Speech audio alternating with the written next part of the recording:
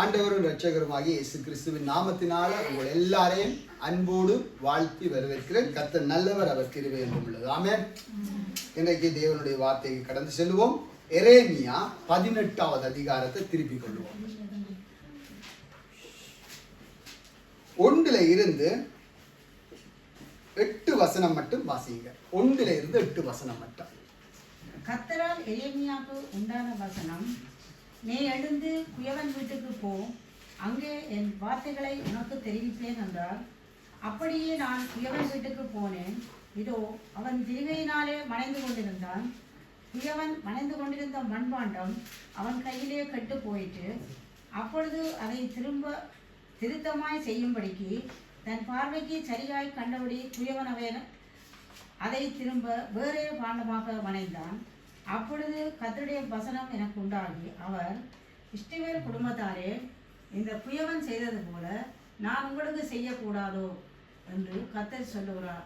இதோ இஸ்ரவேல் வீட்டாரே, களிமண் குயவன் கையில் இருக்கிறது போல நீங்கள் என் கையில் இருக்கிறீர்கள். பிடுங்குவேன், இடிப்பேன், அழிப்பேன் என்று நான் ஒரு ஜாதிக்கு விரோதமாகவும் ஒரு ராஜ்யத்துக்கு விரோதமாகவும் சொன்ன மாத்திரத்தில், நான் விரோதமாய் பேசின அந்த ஜாதியார் தங்கள் தீங்கை விட்டு திரும்பினால், நானும் அவர்களுக்கு செய்ய நினைத்த தீங்கை செய்யாதபடிக்கு மனம் மாறுவேன். ஓகே, அல்லேலூயா. இன்னொரு வசனத்தை வாசிச்சுட்டு அதுக்கு ஒப்பான வசனத்தை இன்னொன்று வாசிப்போம். ரோமர் 9ஆம் அதிகாரம் 20-21 வாசிப்போம்.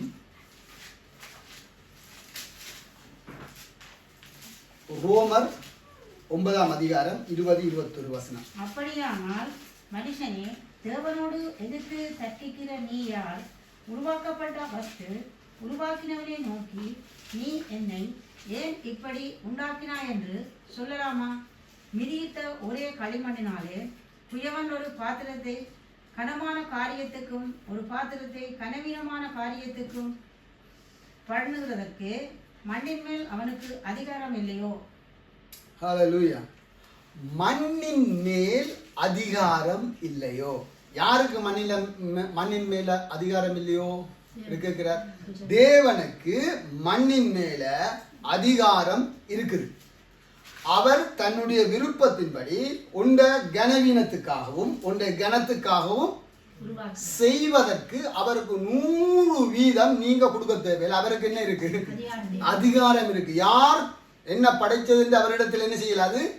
கேள்வி கேட்கலாது. ஒரு ஆளை இப்படி படைச்சிருப்பார், ஒரு ஆளை அப்படி படைச்சிருப்பார். சரியா? எல்லாம் அந்த குயவனுக்கு தெரியும் எப்படி செய்ய வேணும். ஆனா நாங்க செய்ய வேண்டியது என்ன தெரியுமா? படிச்சோம், அர்ப்பணிக்க வேணும். குயவன் கையில இருக்கிறதுக்கு. அழகா வசனம் திருப்பிக் கொள்ளுங்க. இந்த எரேமியா தான் இப்ப பார்க்க போறோம். எரேமியாவில பாருங்க, இப்படி சொல்லுது. அழகா இந்த வசனம் சொல்லுது. 6வது வசனத்தை திரும்ப வாசிப்போம். பாருங்க. இஸ்ரவேல் குடும்பத்தாரே, இந்த குயவன் செய்தது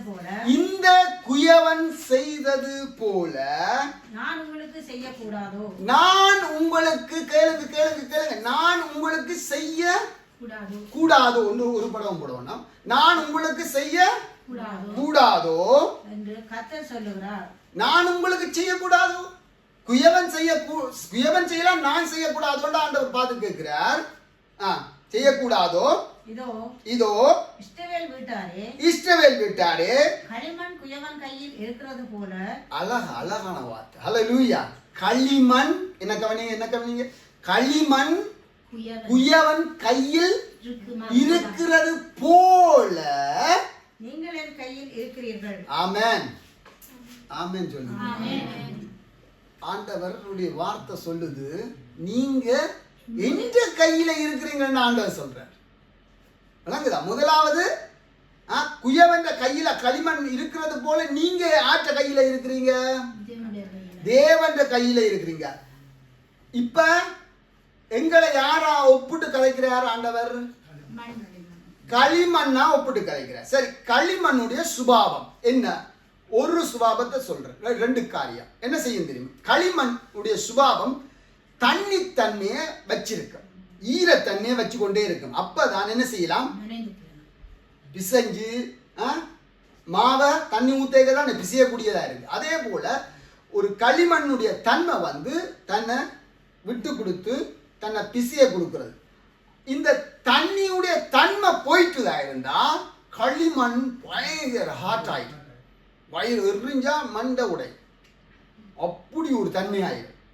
அதனாலதான் ஆண்டவர் கல்லான இருதயத்தை மனுஷனிலிருந்து எடுத்துட்டு சதையான இருதயத்தை வைக்கிறார்.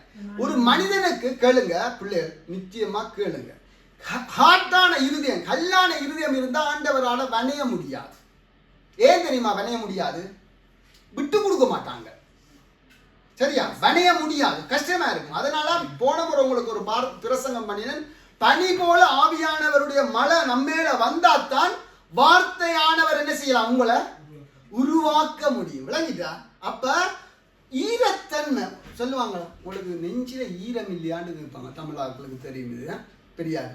நெஞ்சில ஈரம் ஏன் கொஞ்சம் இறங்கி போறதன்மை இல்லையான்னு கேட்பாங்க. சரியா? அப்ப ஆண்டவர் நாங்கள் கல்லான இருதயமா இருந்த நம்ம கல்லான இருதயத்தை என்ன செய்கிறார், நாங்கள் ரட்சிக்கப்படும் போது நீக்கிட்டு சதையான ஒரு சாஃப்டான இலகத்தக்கதான இருதயத்தை என்ன செய்கிறார், தந்திருக்கிறார். அதனாலதான் நாங்க என்ன செய்யலாம், கேளுங்க என்ன வார்த்தையை போடக்க 30, 60, 100 பலன் கொடுக்க நல்ல நிலமா இருக்க முடியும். சோ ஓகே, விளங்கிட்டோ அல்லேலூயா. ஓகே, இப்ப ஆண்டவருடைய வார்த்தை எரேமியாவுக்கு உண்டாகுது. எரேமியாவுக்கு சொல்லல, எரேமியாவுக்கு சொல்லப்படுது என்ன, எரேமியாவே இப்ப கவனிக்க கூடுதா, எரேமியாவே நீ என்ன செய், குயவன் வீட்டுக்கு போ, குயவன் வீட்டுக்கு போ, அங்க என்ன செய்யும், அங்கதான் என்ன செய்வேன், என் வார்த்தையை சொல்லுவேன். அங்க நீ போற இடத்தான் சொல்ல போற, இங்க சொல்லல. நீ முதலாவது என்ன செய்யணும், குயவன் வீட்டுக்கு போ. ஏன் போ என்று சொன்னார் என்றால் பார்ப்பதினாலே அறிந்து கொள்ள வைக்கிறார். இப்ப பார்க்கிறதின் மூலமாய், இப்ப அதுதான் உங்களை பார்க்க சொன்னேன், பார்க்கிறதின் மூலமாய் செய்திகளை எடுத்துக்கொள்வது. நீங்க என்னத்தை பார்க்கிறீங்களோ எடுத்துக்கொள்றீங்களோ இல்லையோ? பாக்ஸிங் படம் பார்த்தா ஆட்களுக்கு பாக்ஸிங் பண்ண வலிக்கிட்டுவீங்க. பொல்லாத படங்களை பார்த்தீங்களா இருந்தா அந்த சுடுறது, அடிக்கிறது, கொல்றது அதுகளை பார்த்தா உங்களுக்குள்ளும் அதுகள் என்ன செய்யும், அப்படி ஒரு இது வர்ற மாதிரி இருக்கு. அதுகள்லாம் உங்களுடைய மைண்டுகளுக்குள்ள ஓட வலிக்கிட்டு. என்னத்தை பார்க்குறீங்களோ அதுகளை என்ன செஞ்சிடுவீங்க, உள்வாங்கிடுவீங்க. இல்லைங்கிட்டா? பூஸ் போல பார்க்க அதை என்ன செய்வீங்க, உள்வாங்குறீங்க. ஏதோ ஒன்றை பார்க்க உள்வாங்குறீங்க. இந்த சின்ன பிள்ளைகளை பாருங்க, கூடுதலா சிறிய பிள்ளைகளை பாருங்க, அவங்க ஏதாவது என்ன என்ன சொல்லுங்க, சின்ன பிள்ளைகள் என்ன ஸ்பைடர்மேன், ஸ்பைடர்மேன் வருமேன், என்ன மேன், ஐமேனா, சூப்பர்மேன், ஹைரமேன், ஏதோ ஐராமேன், ஏதோ இப்படி மண்ணுகளை பார்க்க அத மாதிரியும் அவங்க என்ன செய்வாங்க, டக்குன்னு செய்வாங்கல்ல. பாக்குறீங்களா? இல்லையா? பிள்ளைகளை அப்ப கவனிக்கிறீங்களா? அப்படியே செய்வாங்க. செய்யாட்டி அந்த பிள்ளைகள் இல்லை, அது வேற இன்னும். அதுகள் உடனே என்ன செய்யும், அதே மாதிரி செய்யும். உடனே கையை என்ன செய்யும், இப்படி செய்யும், அப்படியே பாய பார்க்கும். பிரசங்கி மேல பெரிய பெரிய ஆக்களை பார்த்துட்டு அதே மாதிரி கொப்பி அடிக்கிறது. சரியா? பாருங்க, அப்ப பாட்டுக்காரரை பாருங்க, அவங்க பாட்டுக்காரர் அவங்க என்ன செய்யறாங்களோ அதை பார்த்து கொப்பி அடிக்கிறது. சரியா? பாட்டை பார்த்து கொப்பி அடிக்கிறது சொல்ற, ஆளை பார்த்து கொப்பி அடிக்கிறது. இது அத இங்க பாருங்க, பார்க்கிறதுனால செய்திகள் என்ன செய்யறாங்க, உள்வாங்கி கொள்ளலாம். என்னத்தை பாத்தீங்க, இப்ப நான் செய்ததுனால உங்களால் என்ன செய்யலாம் போச்சு, உங்களுக்கு சும்மா செய்யனால செய்ததுனால நீங்க தனியா அந்த செய்ய மட்டும்தான் பார்த்துருக்கீங்க. என்ன வசனம் தெரிஞ்சதுனால சிலர் என்ன செஞ்சிருப்பாங்க, கட்டாம இதைத்தான் செஞ்சிருக்கிறான்னு கண்டுபிடிக்கும். ஆனால் அந்த செய்யற இடத்துக்கு போனால் நீங்க என்ன செய்வீங்க, செய்யற இடத்துக்கு போனா அதுல என்ன பார்க்கிறது மட்டுமா, பார்க்கிறது மட்டும் இல்ல, அந்த குயவன் என்னெல்லாம் சிந்திக்கிறான்றத கண்டுபிடிக்கலாம் பார்க்கிறதுனால. விளங்குதா? குயவனுடைய மனநிலை, குயவனுடைய உணர்ச்சிகள், குயவனுடைய செயல்கள் எல்லாத்தையும் நீங்க பார்க்கிறதன் மூலமா எடுத்துக்கொள்ளலாம். ஒரு தரிசனத்தை பார்க்கும்போது அந்த தரிசனத்துல என்ன மாதிரி இருக்கிறதுன்றத பார்க்கறது மூலமாய் என்ன செய்யறோம், செய்திகளை உள்வாங்கி கொள்கிறோம். இப்படி செய்யறதுங்க, இப்படித்தான் செய்வினம். சரியா? அது தீர்க்கதரிசிகளுக்கு அப்படி கொடுக்கப்பட்டிருக்கு. எல்லாரும் தான் செய்யலாம். அப்ப அதனால என்ன செய்யறார், முதலாவது என்ன செய்யறார், எரேமியாவை சொல்றார், போய் பார், குயவன் வீட்டுக்கு போய் பார். அப்படியே 3வது வசனம் பார்க்க போறாரா? சரியா? நான் பார்க்க போறதை பற்றி பிறகு ஒருக்கா சொல்றேன். பார்க்க போறாரா, கர்த்தருடைய வார்த்தையை பார்க்க போறார், குயவன் வீட்டுக்கு போறார். அப்படியே வாசிங்கோ. அப்படியே நான் குயவன் வீட்டுக்கு போனேன். இதோ அப்ப வீட்டுக்கு போட்டார். உடனே போட்டார்ல, போன உடனே பார்த்த உடனே பார்க்கிறார். இப்ப இதோ அவன் திரிகையினால் வணைந்து கொண்டிருந்தான். திரிகையினால ஒரு மண் பாண்டத்தை என்ன செய்கிறார், வணைஞ்சு கொண்டிருக்கிறார். குயவன் வணைந்து கொண்டிருந்த பாருங்க பாருங்க பாருங்க, வணைந்து கொண்டிருக்கும் போது, வணைந்து கொண்டிருக்கும் போது என்ன என்ன இதுல வருது கண்டுபிடிங்க. வணைந்து கொண்டிருக்கும் போது, ஏன் இப்படி வடிவம் எழுதப்பட்டிருக்கு, வணைந்து கொண்டிருக்கும் போது. இல்ல இல்ல இல்ல சொல்லுங்க, வணைந்து கொண்டிருக்கும் போது, செய்து கொண்டிருக்கும் போது. விளங்குதா? ஒரு மனிதன் போய்கொண்டிருக்கும் போது, வணைந்த போது அப்படி இல்ல, வணைந்து கொண்டிருக்கும் போது. அப்ப வேலை நடந்து கொண்டிருக்கு, கொஞ்சம் தூரம் சிலர் என்ன செய்வாங்க, ஆண்டவருக்காக அர்ப்பணிச்சு ஓடிக்கொண்டிருக்கும் போது. இதுதான் நடக்குது இங்க, வணைந்து கொண்டிருக்கும் போது. சிலரை ஆண்டவர் என்ன செய்வார், வணைஞ்சு கொண்டிருப்பார். அப்ப கொஞ்சம் காலம் போய் கொண்டிருக்கும். இப்ப என்ன செய்யுது பாப்போம் இந்த மண்பாண்டம், எங்களோட இது ஒத்து வருதா? இப்ப இந்த எரேமியா போய் பார்க்கறது ஒரு போடுங்க. எரேமியா இப்ப போய் பார்க்கிறேன், இந்த படத்தை பாருங்க ப்ளீஸ், என்னோட ஒத்துழைங்க. இந்த வார்த்தை உங்களுக்குள்ள போகும். அதுக்கு தான் எரேமியா என்ன செய்யறார், இப்ப குயவன் கவனிக்கிறீங்களா, குயவன் வீட்டை போற. அங்க குயவன் என்ன செய்யறார், இதுதான் இப்ப தெரியாது, குயவன் வணைகிறது தெரியாது, இங்கே பாருங்க. எரேமியா போய் என்ன செய்யறார், குயவன் வீட்டுக்கு போய் என்ன வணைகிறத பார்க்கிறார். அப்ப வணைஞ்சு கொண்டு இருக்கிறார், வேலை நடந்து கொண்டு இருக்குது. அப்ப ஒரு தேவனுடைய பிள்ளை என்ன நடக்குது, அதுல ஓட்டத்தில், அர்ப்பணிக்கப்பட்ட ஓட்டத்தில் ஓடிக்கொண்டிருக்கிறார், உருவாக்கப்பட்டு கொண்டிருக்கிறார், ஆண்டவருடைய ஊழியத்தை செஞ்சு கொண்டிருக்கிறார். இல்லாட்டி ஏதோ ஒரு காரியத்தை முடிவெடுத்த ஓடிக்கொண்டிருக்கிறார். சரி, இப்ப இந்த அடுத்த படத்தை போடுங்க. இப்ப என்ன நடக்குதுன்னு பாப்பா, இப்ப என்ன நடக்குதுன்னு பாப்பா. சரி, முதலாவது இதை பாருங்க, இதை வடிவா பாருங்க. இது அழகான குயவனுடைய காரியத்தை போட்டிருக்காங்க வடிவா. இங்க பாருங்க ஒரு ஐயா, எல்லாரும் குயவன் காரியம். முதலாவது என்ன செய்கிறார், குயவன் முதலாவது இங்க முதலாவது குயவன் ஒரு பாத்திரத்தை வணைகிறார். முதலாவது என்ன எரேமியா என்ன செய்கிறார், முதலாவது பார்க்கிறார், ஒரு பானைய வணைகிறத பார்க்கிறார். இரண்டாவது படம் என்ன, வணைஞ்சு கொண்டு இருக்க என்ன நடக்குது, வணைஞ்சு கொண்டு இருக்க இடையில கட்டு போச்சு. விளங்கிட்டுதா? இடையில கப்பத்தா போயிடுச்சு. வணைந்து கொண்டிருக்கிறார், இடையில நடக்குது, வணைஞ்சு கொண்டிருக்கிறார். இவருடைய மனநிலையை யோசிங்க. குயவனுடைய மனநிலை சொல்லுங்க, மனநிலை யாராவது சொல்லலாமா? மனநிலை, குயவனுடைய மனநிலை என்ன? இப்ப இல்ல, முதல் படத்துல குயவனுடைய மனநிலை என்ன? சந்தோஷம், எதிர்பார்ப்பு. முதல்ல சொல்லுங்க. பின்னுக்கு மனநிலை முடிக்க வேணும். மனநிலை நல்லதா செஞ்சு முடிக்கணும். மனநிலை சொல்லுங்க, மனநிலை. படியில் பேச மாட்டீங்களா? பாருங்க, இந்த ஒரு என்ன செய்யறார், ஆர்வத்தோட, பிரயாசத்தோட.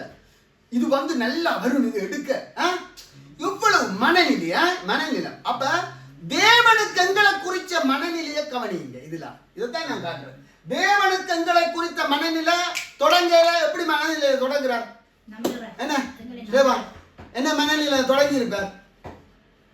இந்த பாத்திரம் சூப்பரா வரணும், இந்த பாத்திரம் சும்மா ஜொலிக்கணும், இந்த பாத்திரம் எல்லாரும் எடுத்து பயன்படுத்தணும், இந்த பாத்திரத்தை எல்லாரும் பார்க்க வேணும், இந்த பாத்திரத்துல நிறைய பேர் பானம் பண்ணணும், இந்த பாத்திரத்தை நிறைய பேர் கைப்படணும். ஆண்டவருடைய மனநிலை அதிக விலைக்கு விற்க வேணும். இந்த பாத்திரத்தை பாருங்க, எல்லாரும் பார்க்கக்கூடிய பாத்திரமா இருக்கணும்.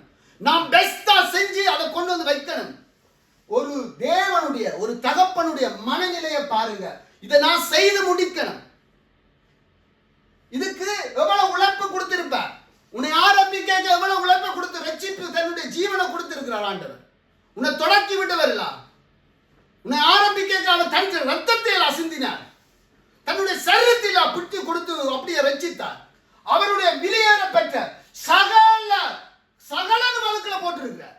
ஒரு மனுஷனை உருவாக்க அவருடைய ஜீவன், அவருடைய ரத்தம், அவருடைய சகலதையும் அதுக்குள்ள போட்டு உன்னை உருவாக்கினார். என்னை உன்னை உருவாக்கினது இதுதான். ஒரு குயவனுடைய பிரயாசத்தை பாருங்க. இங்க குயவனுடைய கண்விழிப்பை பாருங்க.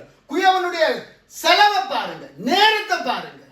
உனக்காக கடவுள் எத்தனை மணி நேரம் தூங்கினார். உனக்காக எனக்காக கடவுள் எவ்வளவு நேரம் கசையடி பண்ணினார். அவருடைய நேரத்தை பாருங்க. உன்னை வணங்குறதுக்காக உனக்காக அந்த நேரத்தை செலவழித்து கொண்டு வந்து வச்சிருக்கிறாரு. இப்ப இந்த மனநிலையை பாருங்க. ரெண்டாவது பிளீஸ் என்னோட சேருங்க. இந்த மனநிலையை பாருங்க. பாத்திரம் என்ன செஞ்சிட்டு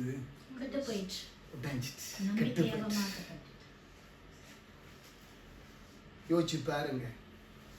உருவாக்கி கொண்டு வாரார். அப்பா சுமந்து கொண்டு வாரார். அப்பா நல்லா வருவானுவன், நல்லா உயர்வா வருவான். ஏணியில் ஏறி உச்சத்துக்கு போவான்.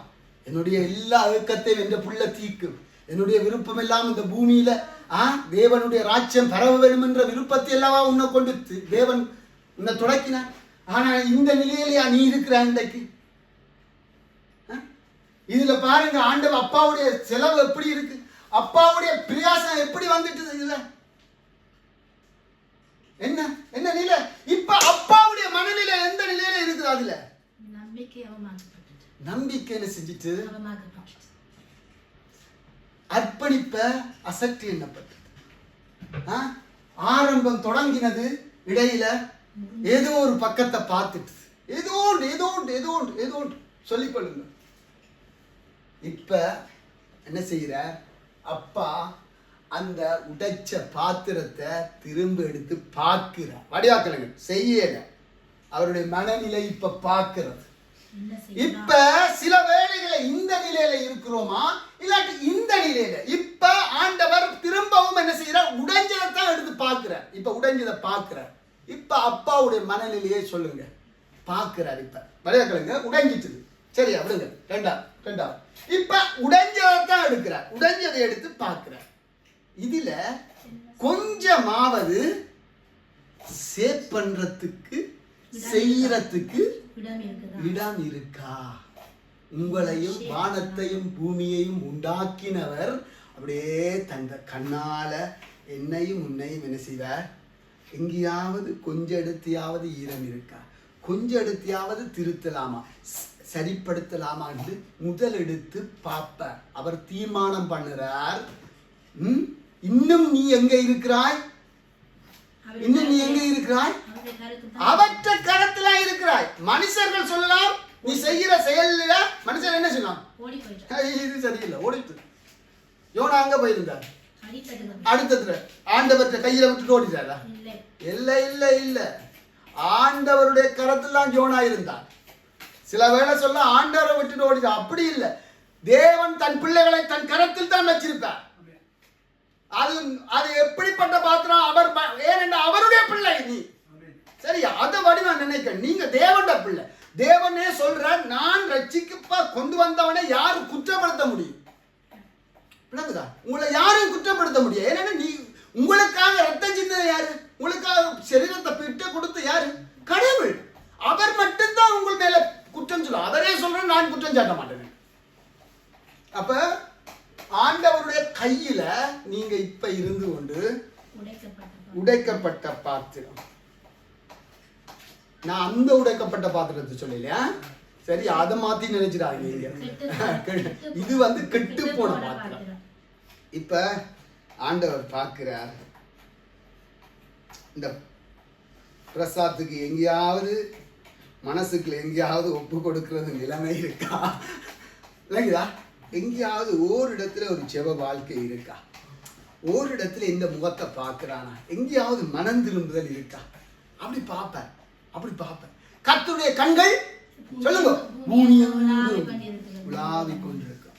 அவருடைய கண்கள் வந்து அப்படியே ஊடுருவிப்பாய் என்னத்தை, இருதயத்தை, ஆவி, ஆத்மாவை எல்லாத்தையும் என்ன செய்து நாங்க சில வேளை உங்களை பார்க்காம, ஆனா ஆண்டவர் உங்களை பார்க்க.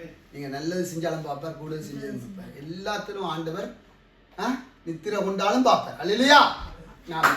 ஓகே, இப்ப இப்ப ஆண்டவர் இங்க என்ன செய்கிறார்? இந்த படத்தை பாருங்க. இப்ப படம் 4 திரும்ப ஆண்டவர் அங்கே ஒரு முடிவெடுக்கிறார். திரும்ப இவனை என்ன செய்யணும்? திரும்ப வணைய போகிறேன். அல்லேலூயா. திரும்ப இவனுக்கு என்ன இருக்குது? என்ன திரும்ப என்ன இருக்குது? ஏதோ ஒரு அர்ப்பணிப்பு, ஏதோ ஒரு பயம், ஏதோ ஒரு நடுக்கம். இங்க கவனிங்க, இங்க கவனிங்க. ஏதோ ஒரு பயம், ஏதோ ஒரு நடுக்கம் இருக்கு. திரும்பவும் ஆண்டவர் என்ன செய்கிறார்? ஒரு தீர்மானத்தை காண்றார். திரும்பவும் அந்த பாத்திரத்தை வணைகிறார், திரும்ப பிசைகிறார். பிசைந்து கவனிக்கிறீங்களா? பிசைந்து பிசைகிறாரு. நான் திரும்ப அது சரி என்ன என்ன செய்யணும்? திருப்ப அது சேவ் பண்ணிடலாம். அதை திருப்ப என்ன செய்யணும்? குலைக்கணும். அப்ப என்ன செய்யற? எல்லாத்தையும் சேர்த்து பிசைஞ்சு போட்டு அடுத்தது படம் 5 வேற பாத்திரமாய் வணைகிறார். இப்ப முடிவெடுக்கிறார். இன்னொரு பாத்திரம், இன்னும் வேற ஒரு டிசைன் வணையப்பாரு. முதல்ல ஒரு மகிமை இருந்தது, இப்போ இன்னொரு மகிமைக்கு மறைகிறார். வேறொரு பாத்திரமாய். எப்படி அவருடைய மனம் என்ன யோசிச்சோ அந்த முடிவெடுக்கிறார் தானே. இதெல்லாம் முடிவெடுக்கிற சரியா? இதுல ஒரு முடிவு கொண்டு வர தான் இனி என்ன இந்த பாத்திரத்தை வணைய வேணும் என்று நினைக்கிறார். சில வேளை குறைவா வணையலாம், சில வேளை கூடுதலான வணையலாம். அது சொல்ல முடியாது. சரியா? அந்த அப்பாவுக்கு ஏற்றதான் அந்த வணைகிற அந்த அந்த அந்த குயவன் என்னத்தை அங்க சிந்தித்தாரோ அதைத்தான் அவர் செய்தார். ஒன்று கனமான பாத்திரமா வரையலாம், இல்லை கனவீனமான பாத்திரமா வரையலாம். முதலாவதாக வரையலாம், இல்லை இரண்டாவதாக வரையலாம். இப்ப எப்படியும் வரையலாம். ஆனால் நாங்கள் சொல்லலாது இது கொஞ்சம் கனவீனமா வருமண்டு, நாங்கள் சொல்லலாது இது கனமா வருமண்டு. அந்த குயவன் எண்ணத்தை அந்த இடத்தில் தீர்மானம் பண்ணினாரோ அதைத்தான் செய்வார். தீர்மானம் பண்ணுகிற இடத்துல இருக்கிறீங்களா? இப்ப நீங்க இந்த இடத்துல இருக்கிறீங்களா?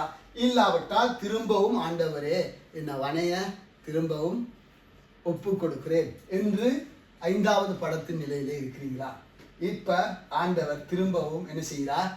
வணைகிறார். அருமையான தேவ பிள்ளைகளே, இந்த எல்லா படமும் அவர் கையில தான் இருக்கிறீங்க.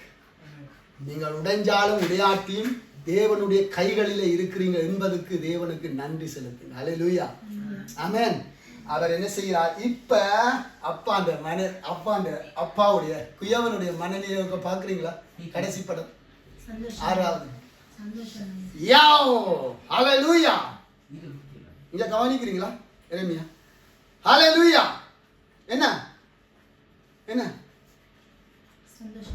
சந்தோஷம். என்ன நடக்குது? சந்தோஷப்படுகிறார். என்ன நடந்துட்டு?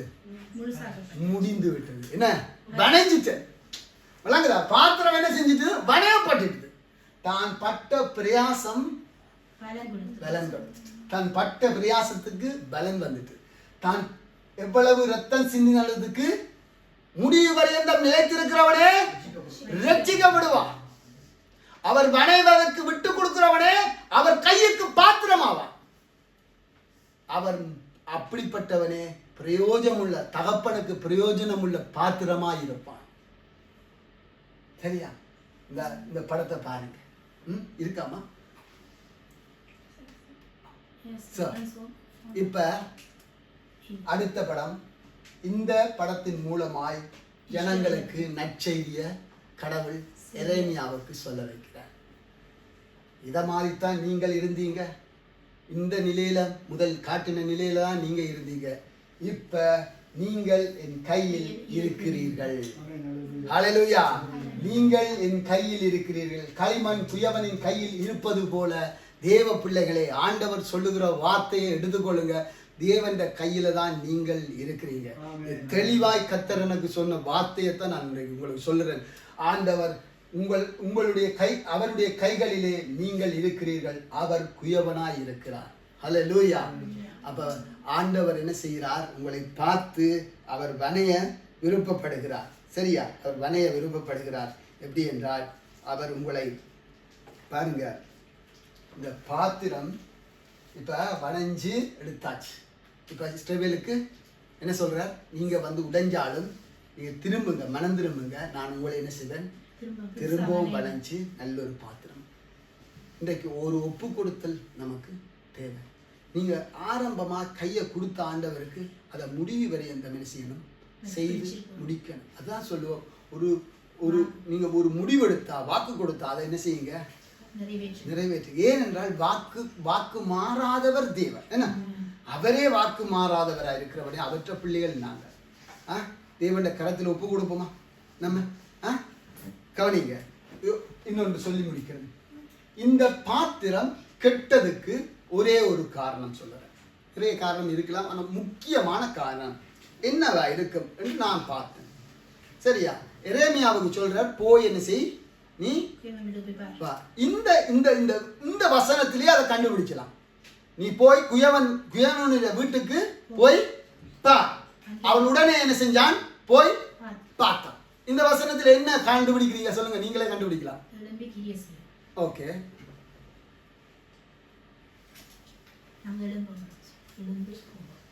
இந்த வசனத்துல ஆண்டவர் சொன்ன உடனே கீழ்ப்படித்தான். இவ்வளவுதான். வசனத்துக்கு கீழ்ப்படுகிறது. எல்லாம் அதுக்குள்ள வந்துடும், எல்லாம் சகலதும் வந்துடும். கீழ்ப்படிவுக்குள்ள எல்லாம் இருக்கு. இயேசுவுக்கு சொன்ன கீழ்ப்படிச்சிட்டார். கீழ்ப்படி வசனத்துக்கு கீழ்ப்படிது, அவ்வளவுதான். வசனத்துக்கு கீழ்ப்படிந்தால் எல்லாம் உங்களுக்குள்ள வரும். எப்படி என்ன பாருங்க, கீழ்ப்படிவை குறித்து ஒரு சில காரியத்தை சொல்றேன் பாருங்க. கீழ்ப்படிவு வந்து பல வகை இருக்குது. கீழ்ப்படிவில் சில வகையில் எடுத்துக்கொள்ளலாம். எப்படி என்றால், இந்த கீழ்ப்படிவு நமக்குள்ள இருக்காட்டி விசுவாசம் இல்லைன்றதுக்கு அர்த்தம். முதலாவது, விசுவாசம் இல்லாட்டி கீழ்ப்படிய மாட்டோம். விசுவாசிச்சா தான் என்ன செய்வோம்? கீழ்ப்படிவோம். ஆபிரகாம் என்ன செஞ்சான்? தேவனை விசுவாசிச்சதினாலதான் என்ன செய்தான்? அது நீதியான, அதாவது கீழ்ப்படிந்தான். கீழ்ப்படிஞ்சு என்ன செஞ்சான்? அவன் என்ன செய்யறான்? புறப்பட்டு போகிற பார்க்கிறோம். முதலாவது என்னன்னா, கேள்வி கேட்காமல் கீழ்ப்படிய. சரியா? கேள்வி கேட்காமல் கீழ்ப்படுகிறது. ஆபிரகாம் என்ன செஞ்சார்? போன்னு சொன்னா இங்க ஆண்டவரே என்ன செய்கிறது? ஏன் நீர் தந்ததை செய்யணுமா? பிள்ளைய நீர் தந்த பிள்ளை தானே? இல்லை, கேள்வி கேட்காமல் என்ன செய்தார்? கீழ்ப்படிஞ்சார். அதாவது கேள்வி கேட்காமல் கீழ்ப்படிவது என்னத்தை காட்டுகிறது என்றால், அந்த மனிதனுக்கும் தேவனுக்கும் இருக்கிற நல்ல ஒரு உறவை காட்டு. சரியா? கேள்வி கேட்காமல் கீழ்ப்படியும் போது, கேள்வி ஏனென்றால் சொன்னவரை அவருக்கு நல்லா உணர்ந்திருக்கிறார். யார் சொல்றாரோ அவருக்கு நல்லா தெரிஞ்சிருக்கு. அதனால அவர் என்ன செய்ய மாட்டார்? தீமையா ஒன்றும் எனக்கு சொல்ல மாட்டார் என்றது அவருக்கு நல்லா புரிஞ்சிருக்கு. அடுத்ததை பாருங்க,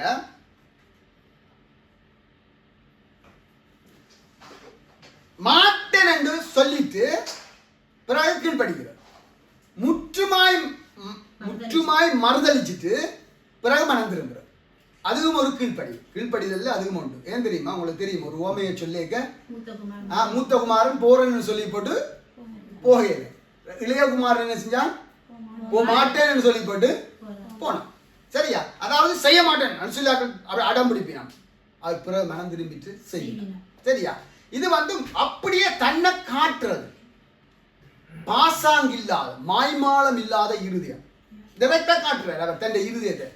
இவர் எப்படிப்பட்டவர்? சரியா? அடுத்த பாருங்க, என்ன அடுத்தவங்க இருதயம் எப்படி இருக்குண்டா, அது என்ன எப்படிப்பட்டது என்றால், தேவனை அசட்டை பண்றதும் மறுதளிக்கிறதும் ஒரு மாய்மாலமான ஒரு இதயம். அதாவது காட்டையில அவர் தன்னை. என்ன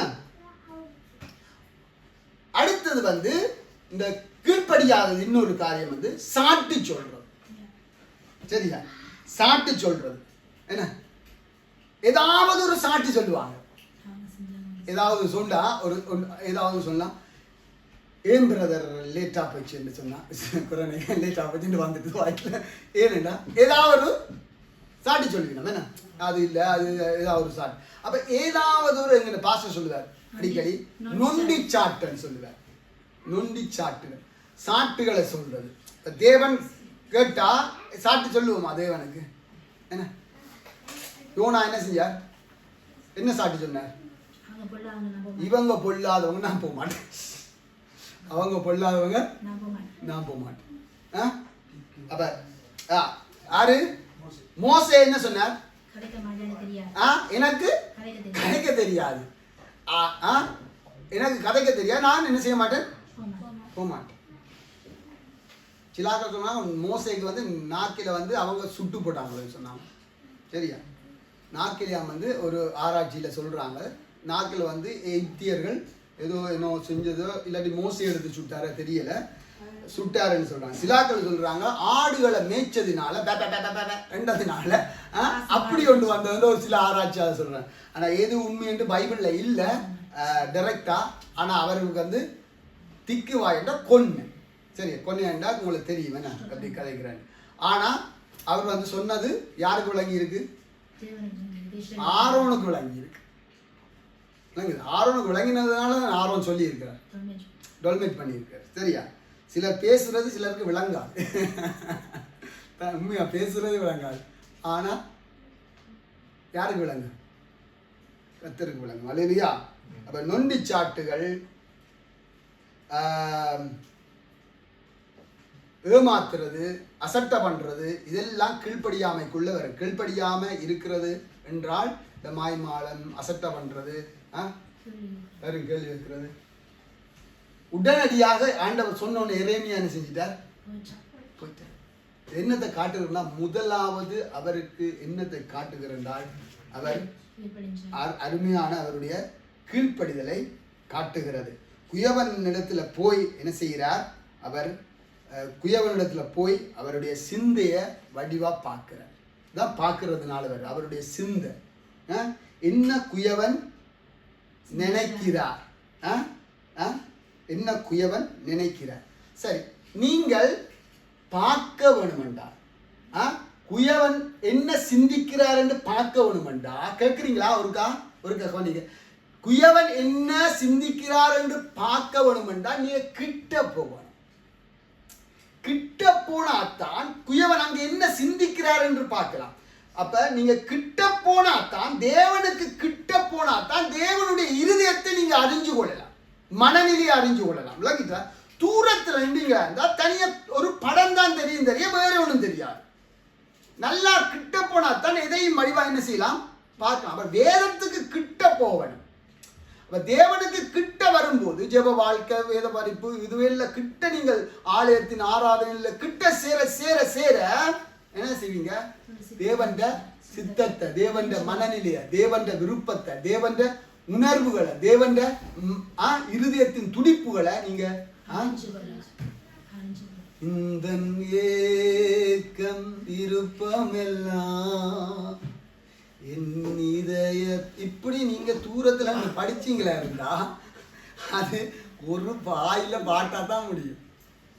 ஏக்கம் விருப்பம் அறிகிறேன்டா என்ன செய்யணும் தெரியுமா? நீங்க ஆண்டவருடைய ஏக்கத்தை அறிகிறேன்டா தூரத்துல இருந்து அறிய முடியாது.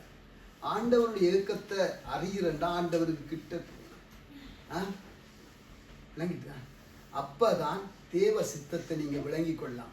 ஆண்டவருடைய ஏக்கத்தை விளங்கி கொண்டீங்களா நீங்க என்ன செய்ய மாட்டீங்க, என்ன செய்யாமல் இருக்க மாட்டீங்க, கிரியை செய்யாமல் இருக்க மாட்டோம். விளங்கிட்டா? கிரியை செய்யாமல் இருக்க மாட்டோம். என்ன சுவிசேஷ வாரமுன்றே. அல்லேலூயா. என் சுமையாக மாற வேண்டும். இது பாடலாம், அழகா பாடிக்கலாம். பாடுறது தப்புன்னு சொல்லல, அது இல்லை என்னுடையது.